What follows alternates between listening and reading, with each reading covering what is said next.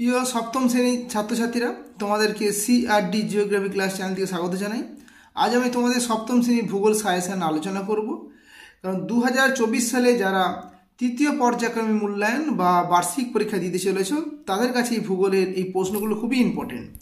তোমাদের এই ভূগোলের পূর্ণমান থাকছে 70 নাম্বার, সময় থাকছে 2 ঘন্টা 30 মিনিট। সিলেবাসটা কী আছে? পৃথিবীর পরিক্রমণ, ভূপৃষ্ঠের কোনো স্থানে অবস্থান নির্ণয়, বায়ুচাপ, ভূমিরূপ, নদী, জল দূষণ, মাটি দূষণ, ইউরোপ মহাদেশ। এই জল দূষণ, মাটি দূষণ আর ইউরোপ মহাদেশ, এই তিনটে কিন্তু তোমাদের এই অ্যানুয়াল পরীক্ষা সিলেবাসে আছে। সেই সঙ্গে ম্যাপ পয়েন্টিং আছে এশিয়া, আফ্রিকা আর ইউরোপ মহাদেশ। তো আফ্রিকা মহাদেশটি এবছরের জন্য খুব ইম্পর্টেন্ট ম্যাপ পয়েন্টিংয়ে। চলো দেখে নেওয়া যাক এবার 2 নম্বরের মানের প্রশ্নগুলি। এখানে 5টি করতে হবে, 2 × 5 = 10। প্রথম প্রশ্ন, পৃথিবী অক্ষ বলিতে কি বোঝো? এই উত্তরই তোমাদের পাঠ্য বইয়ের 3 নম্বর পৃষ্ঠায় রয়েছে। আমি তোমাদের প্রতিটা প্রশ্নের উত্তর পাঠ্য বইয়ের কত পৃষ্ঠায় আছে সেটাও তোমাদের বলে দিচ্ছি, তোমরা বইটা খুলে একটু দেখে নাও আর এগুলি খাতায় টুকে নাও। 2, চান্দ্রমাস আর সৌর বৎসর কি? এটা 6 নম্বর পৃষ্ঠায় আছে তোমাদের পাঠ্য বইয়ে। উদাহরণ সহ অধিবর্ষ এর সংজ্ঞা দাও, এটি 7 নম্বর পৃষ্ঠায় আছে। রবিমার্গ বলিতে কি বোঝো? এটি 11 নম্বর পৃষ্ঠায় আছে। বিষুব বলিতে কি বোঝো? এটি 12 নম্বর পৃষ্ঠায় আছে। মধ্যরাত্রি সূর্যের দেশ কাকে বলে এবং কেন বলে? এটি 15 নম্বর পৃষ্ঠায় আছে। সুমেরু প্রভা আর কুমেরু প্রভা বলিতে কি বোঝো? এটি 16 নম্বর পৃষ্ঠায় আছে। খুব ইম্পর্টেন্ট এই প্রশ্নগুলি। স্থানীয় সময় ও প্রমাণ সময় বলিতে কি বোঝো? এটি 27 নম্বর পৃষ্ঠায় আছে। জিপিএস কি?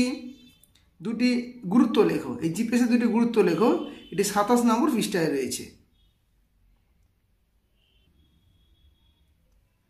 উঁচু পার্বত্য অঞ্চলে পর্বতারোহীরা অক্সিজেন সিলিন্ডার নিয়ে যায় কেন? এটি 33 নম্বর পৃষ্ঠায় রয়েছে। পর্বতগ্রন্থি কাকে বলে? উদাহরণ দাও, এটি 39 পৃষ্ঠায় রয়েছে এর উত্তরটি। মালভূমিকে টেবিল ল্যান্ড বলে কেন? এটি 40 নম্বর পৃষ্ঠায় রয়েছে। পৃথিবীর ছাদ কাকে বলে এবং কেন বলে? এটি 41 নম্বর পৃষ্ঠায় রয়েছে। লোয়ের সমভূমি কীভাবে গড়ে উঠেছে? এটি 41 নম্বর পৃষ্ঠায় রয়েছে। উদাহরণ সহ স্তূপ পর্বতের সংজ্ঞা দাও। এই উত্তরে তোমাদের পাঠ্য বইয়ে 39 পৃষ্ঠায় রয়েছে। দেখো, এগুলো 2 নম্বরে আলোচনা করছি ঠিকই, কিন্তু এর থেকে অনেক অবজেক্টিভ পড়ে, মানে এই প্রশ্নগুলি থেকে অনেক অবজেক্টিভ প্রশ্নও আসে। তাই জন্য প্রশ্নগুলি দিয়ে রাখছি, তোমরা একটু পড়ে নিবে, তাহলে অবজেক্টিভতেও কোনো অসুবিধা হবে না। ধারণ অববাহিকা এবং জলবিভাজিকা কাকে বলে বা সংজ্ঞা দাও। এটা খুব ইম্পর্টেন্ট প্রশ্ন এবছরের জন্য। এটা 49 পৃষ্ঠায় রয়েছে। উদাহরণ সহ অন্তর্বাহিনী নদী বা আন্তর্জাতিক নদী কাকে বলে? উদাহরণ দিতে হবে। এটি 50 পৃষ্ঠায় আছে তোমাদের পাঠ্য বইয়ে। উদাহরণ সহ নিত্যবাহ নদী ও অনিত্যবাহ নদীর সংজ্ঞা দাও। এটি 51 নম্বর পৃষ্ঠায় রয়েছে। এটিও খুব ইম্পর্টেন্ট প্রশ্ন। দোয়াব, মিয়েন্ডার, অশ্বক্ষাকৃত হ্রদ আর খাঁড়ি, এ থেকে একটা প্রশ্ন আসবেই। এটি 50 পৃষ্ঠায়, 55 পৃষ্ঠায় এবং 57 পৃষ্ঠায়, এই পৃষ্ঠা নাম্বারে এই উত্তরগুলি তোমাদের পাঠ্য বইয়ে আছে। প্রাচীন সভ্যতা গড়ে উঠেছে, 2টি নদীর নাম লেখো। এটা 59 পৃষ্ঠায় রয়েছে উত্তরটি। ইউট্রোফিকেশন কি? এই উত্তরটি তোমাদের পাঠ্য বইয়ে 70 পৃষ্ঠায় রয়েছে। খুব ইম্পর্টেন্ট, এই জল দূষণ থেকে প্রশ্নটি আছে। অ্যাসিড বৃষ্টি বলিতে কি বোঝো এবং অ্যাসিড বৃষ্টির প্রভাব লেখো। এটাও কিন্তু খুব ইম্পর্টেন্ট প্রশ্ন। এটি তোমাদের পাঠ্য বইয়ে 79 পৃষ্ঠায় রয়েছে। মাটি দূষণ বলিতে কি বোঝো? এটা তোমাদের 76 পৃষ্ঠায় রয়েছে। এই দূষণ থেকে প্রশ্নগুলি দেখে রাখবে, কারণ এটা অ্যানুয়াল সিলেবাসে এইগুলি আছে। রাঢ় শিল্পাঞ্চল, এটি লৌহ ইস্পাত, ইঞ্জিনিয়ারিং, সিমেন্ট,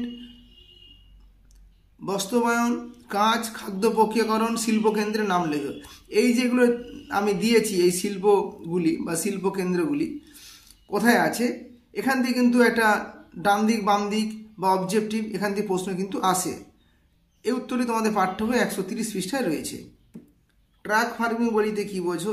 এটি 133 পৃষ্ঠায় রয়েছে। স্টেপ কি? 127 পৃষ্ঠায় রয়েছে। পুনর্রফতানি বন্দর বলিতে কি বোঝো? এটি 133 পৃষ্ঠায় রয়েছে। এই পুনর্রফতানি বন্দর, ট্রাক ফার্মিং, স্টেপ তৃণভূমি কি, এগুলো খুব ইম্পর্টেন্ট প্রশ্ন। তোমরা ভালো করে দেখে রাখো, আমি বইয়ের পৃষ্ঠা নম্বরও দিয়ে দিয়েছি। এরপর আসছি আমরা 3 নম্বর মানের প্রশ্নের প্রশ্নগুলি কি আছে। 3 × 5 = 15। উত্তরায়ণ ও দক্ষিণায়ন বলিতে কি বোঝো? এই উত্তরটি তোমাদের পাঠ্যবই 12 পৃষ্ঠায় রয়েছে। মহাবিষুব জলবিষুব বলিতে কি বোঝো? এই উত্তরটি তোমাদের পাঠ্যবই 13 এবং 14 পৃষ্ঠায় রয়েছে। ডিসেম্বর মাসে বিজ্ঞানীরা আন্টার্কটিকায় যায় কেন? খুব ইম্পর্টেন্ট প্রশ্ন, এটি তোমাদের পাঠ্যবই 14 পৃষ্ঠায় রয়েছে। অক্ষরেখা ও দ্রাঘিমা রেখার পার্থক্য, এটাও পড়তে পারে বা এদের বৈশিষ্ট্য পড়তে পারে, এটি 21 এবং 24 পৃষ্ঠায় রয়েছে। বায়ুর চাপ সর্বত্র সমান নয় কেন? এটি 31 পৃষ্ঠায় রয়েছে। সমচাপ রেখার সংজ্ঞা দাও ও বৈশিষ্ট্য আলোচনা করো, এটি 34 পৃষ্ঠায় রয়েছে। বায়ুর উচ্চচাপ ও নিম্নচাপের 3টি পার্থক্য লেখো, এটি 35 পৃষ্ঠায় রয়েছে। মানব জীবনে ভূমির উপর প্রভাব লেখো, ধরো পর্বত, মালভূমি, সমভূমি, এই যে 3টে ভূমিরূপ আছে এর প্রভাব লেখো, এটি 44 পৃষ্ঠায় রয়েছে। পর্বত, মালভূমি, সমভূমি এদের পার্থক্য লেখো, অর্থাৎ পর্বতের সঙ্গে মালভূমি বা মালভূমির সঙ্গে সমভূমি এর পার্থক্য লেখো, এটি 42 পৃষ্ঠায় রয়েছে। সব নদীর মোহনায় বদ্বীপ সৃষ্টি হয় না কেন? খুব ইম্পর্টেন্ট প্রশ্ন, এটি 57 পৃষ্ঠায় রয়েছে। নদী কি কি পদ্ধতিতে কাজ করে সংক্ষেপে লেখো, খুব ইম্পর্টেন্ট প্রশ্ন, এটি 52 পৃষ্ঠায় এর উত্তরটি রয়েছে। মানব জীবনে নদীর 3টি প্রভাব লেখো, এটি 59 পৃষ্ঠায় রয়েছে এই প্রশ্নটি, এবং এর উত্তরটি ওইখানেই পাবে তোমরা। 3টে অনেকগুলি প্রভাব আছে, তোমরা 3টে প্রভাব লিখবে। জল দূষণ, মাটি দূষণ প্রতিরোধের তোমার করণীয় 3টি কাজ, তুমি কি কি করতে পারো এই জল দূষণ এবং মাটি দূষণ এদের প্রতিরোধ করতে, তোমার কি কি কাজ আছে তার 3টি কাজ তোমাদেরকে লিখতে হবে। এটি তোমাদের পাঠ্য বই 75 এবং 81 পৃষ্ঠায় এর উত্তরটি রয়েছে। জল দূষণের 3টি উৎস লেখো, এটি 68 পৃষ্ঠায় এর উত্তরটি রয়েছে। এই যে দূষণগুলো কিন্তু ভালো করে দেখে রাখো, দূষণ এবং ইউরোপ মহাদেশ, এখান থেকে কিন্তু প্রশ্ন আসবেই। মাটি দূষণে কৃষিকাজ, শিল্প, ঠিক আছে, এই যে এদের ভূমিকাটা কি, মানে মাটি দূষণে কৃষিকাজ এবং শিল্প উৎপাদনের ভূমিকা কি, এটা খুব ইম্পর্টেন্ট, 78 পৃষ্ঠায় রয়েছে উত্তরটি। জল দূষণের যে ঘটা রোগ, মানে জল দূষণের ফলে কী কী রোগ হয় সেই রোগগুলি সম্পর্কে লিখতে হবে, তাহলে এটা তোমাদের পাঠ্য বইয়ে 70 পৃষ্ঠায় রয়েছে। ইউরোপ মহাদেশের সমৃদ্ধির 3টি কারণ লেখো, একটি 122 পৃষ্ঠায় রয়েছে উত্তরটি। পোল্ডার ভূমি কিভাবে তৈরি হয়েছে, এটা খুব ইম্পর্টেন্ট এবছরের জন্য, যে পোল্ডার ভূমি কিভাবে তৈরি হয়েছে বা কিভাবে সৃষ্টি হয়েছে, এটি 5 নম্বরতেও আসতে পারে, 3 নম্বরতেও আসতে পারে। এই উত্তরটি 135 পৃষ্ঠায় রয়েছে। এরপর আসছি আমরা 5 নম্বর মানের প্রশ্ন, 3টি করতে হবে, 3 × 5 = 15। দেখো, চিত্রের সাহায্যে পৃথিবীর অপসুর এবং অনুসুরের অবস্থান ব্যাখ্যা করো, এটা তোমাদের পাঠ্যের 5 নম্বর পৃষ্ঠায় আছে, ভেরি ভেরি ইম্পর্টেন্ট এটি। বায়ুর চাপে তারতম্যের কারণ লেখো, এটি 33 পৃষ্ঠায় রয়েছে উত্তরটি। নদীর উচ্চ প্রবাহ এবং নিম্ন প্রবাহে গঠিত 3টি ভূমিরূপ, মানে উচ্চ প্রবাহে 3টে গঠিত ভূমিরূপ তার ছবি সহ, এবং নিম্ন প্রবাহে 3টে ভূমিরূপ তার ছবি সহ এবং উদাহরণ তোমরা সংক্ষেপে লিখবে, এটি 54 পৃষ্ঠা এবং 57 পৃষ্ঠায় রয়েছে। উৎপত্তি এবং অবস্থান অনুসারে মালভূমি সমভূমির বৈচিত্র্যতার বিবরণ দাও, এটি 40 পৃষ্ঠা এবং 41 পৃষ্ঠায় এর উত্তরটি রয়েছে। জল দূষণ, মাটি দূষণ প্রতিরোধের উপায়গুলি সংক্ষেপে লেখো, এটি 74 এবং 81 পৃষ্ঠায় এই উত্তরটি রয়েছে। এটা খুব ইম্পর্টেন্ট প্রশ্ন, এই জল দূষণ অথবা মাটি দূষণের প্রতিরোধের উপায়, এটা এবছর আসবে আসবে আসবে। মাটি দূষণের কারণগুলি সংক্ষেপে আলোচনা করো, এটা 77 পৃষ্ঠায় রয়েছে। এরপর আসছে ইউরোপ মহাদেশ থেকে। ইউরোপ মহাদেশের পশ্চিম ইউরোপীয়, ভূমধ্যসাগরীয় এবং মহাদেশীয় জলবায়ু এবং অরণ্য সংক্ষেপে বিবরণ দাও, এটি 127 পৃষ্ঠায় আছে। এই 127 পৃষ্ঠায় এগুলো একটু ভালো করে দেখে নেবে, জলবায়ু এবং অরণ্য।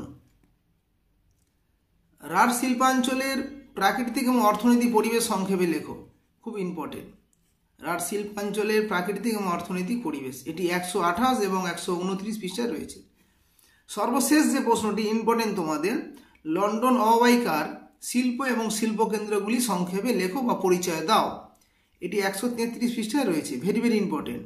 দেখো, এগুলো তোমরা যদি বই থেকে ভালো করে খুঁটে খুঁটে পড়ে নাও, তোমাদের অবজেক্টিভ 2 নম্বর, 3 নম্বর এবং 5 নম্বরে কোনো প্রশ্ন লিখতে অসুবিধা হবে না।